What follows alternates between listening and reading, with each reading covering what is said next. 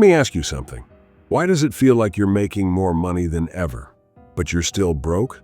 You got that raise. You're pulling in a decent salary.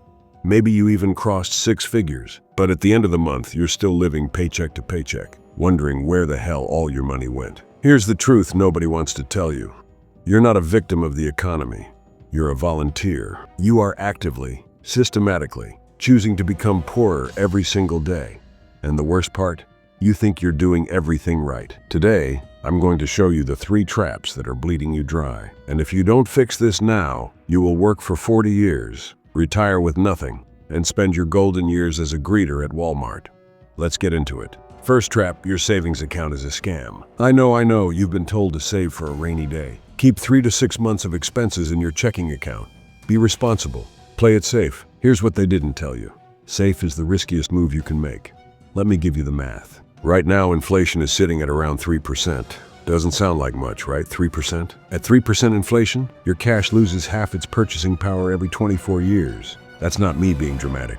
That's compound math. So let's say you've got $50,000 sitting in your Bank of America checking account, earning a whopping 0.01% interest. Congratulations, you're losing roughly $1,500 a year in purchasing power. That's $125 a month. Every single month, your money is evaporating while you sleep. You worked 40, 50, 60 hours a week for that money. You traded your time, your energy, your life for those dollars, and now you're just letting them melt like an ice cube on a hot sidewalk.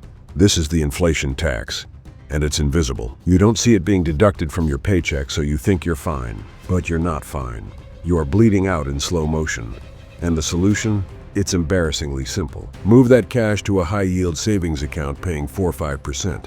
It takes 10 minutes, but you won't do it because you're too busy, or too lazy, or you think it doesn't matter. It matters. That's the difference between your money rotting and your money at least keeping pace with inflation. Stop treating your savings like a museum exhibit. Money that sits still dies. Here's the second trap, and this one's gonna sting. You care way too much about what other people think. Americans are obsessed with looking successful. We don't want to be wealthy. We want to look rich. And there's a massive difference. Being rich means you have a high income and you spend it all to show off. Being wealthy means you have assets, freedom, and options. Rich people drive $80,000 trucks. Wealthy people drive paid-off Camrys and retire at 50. Let's talk about cars, because this is where most of you are torching your future. The average car payment in America right now is over $700 a month. That's $8,400 a year.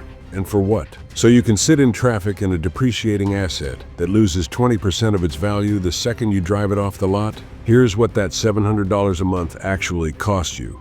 If you invested that money instead, just dumped it into a boring SP 500 index fund, you'd have over $600,000 in 30 years. Read that again. $600,000. That's your retirement. That's your kids' college fund. That's your financial freedom. And you traded it for a leather-wrapped steering wheel and the approval of strangers at red lights. You are literally driving your wealth away to impress people you don't even like. People who don't care about you. People who won't be there when you're 65 and broke. This is the status game, and it is a financial cancer. It will eat you alive from the inside out. And by the time you realize it, it's too late. Stop playing it. Drive a paid-off car. Invest the difference. Build actual wealth instead of a mirage.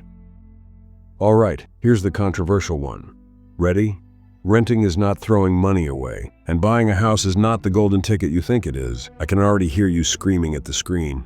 But my landlord's getting rich off me. I'm building equity. A house is an investment. Okay, let's do the math. You buy a $400,000 house with a 7% mortgage. Congrats, you're a homeowner. The American dream, right? Here's what nobody tells you. In that first year, you're paying roughly $28,000 in interest. Add in property taxes, let's say $6,000. Homeowners insurance, another $2,000, maintenance and repairs. Budget at least 1% of the home's value annually, so $4,000. That's $40,000 a year going into a black hole. Money you will never, ever see again. Meanwhile, only about $4,000 is actually going toward building equity. So in year one, you threw away $40,000 to keep that house. Your renter buddy down the street paid $2,500 a month, $30,000 for the year, and invested the difference. Who's really throwing money away? But here's the real kicker. You're now house poor. Your mortgage is eating 40–50% of your income. You can't invest. You can't save. You're one busted water heater away from going into credit card debt. You are trapped in a golden cage and you call it wealth. I'm not saying never buy a house. I'm saying stop lying to yourself about what homeownership actually costs. It's not free money. It's not always a good investment. And if it's preventing you from building liquid wealth, it's a trap. Last trap, you got a raise, and you immediately got poorer. Let me explain. You were making $50,000 a year. You got bumped to $65,000. Congrats. What did you do? You upgraded your apartment. You bought a nicer car. You started eating out more. You subscribed to 3 more streaming services. You treated yourself. And now at $65,000, you feel exactly as broke as you did at $50,000. Because you didn't increase your wealth. You increased your expenses. This is lifestyle inflation. And it is the reason people making $200,000 a year still feel like they can't get ahead. They're on a treadmill running faster and faster but never moving forward. And it gets worse. You're also getting eaten alive by silent fees. That mutual fund you're invested in, the one with a 1.5% expense ratio, sounds tiny, right? Wrong.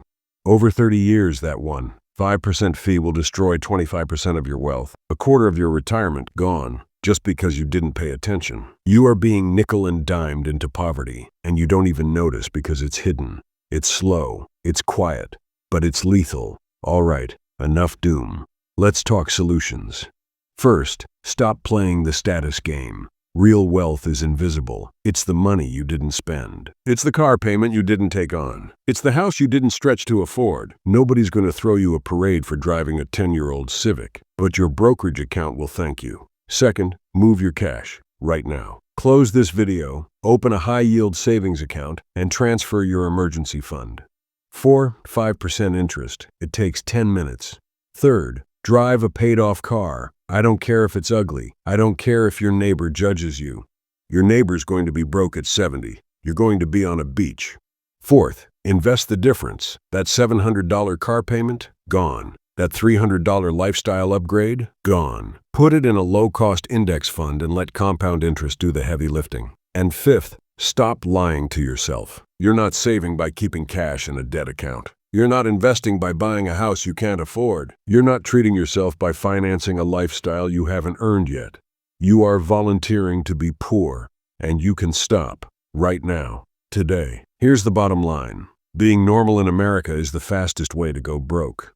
Normal people have car payments. Normal people keep cash in checking accounts. Normal people buy houses they can't afford and wonder why they're stressed. Don't be normal. Be smart. Be disciplined. Be wealthy. Your future self is counting on you. Don't let them down. Now get out there and stop setting your money on fire.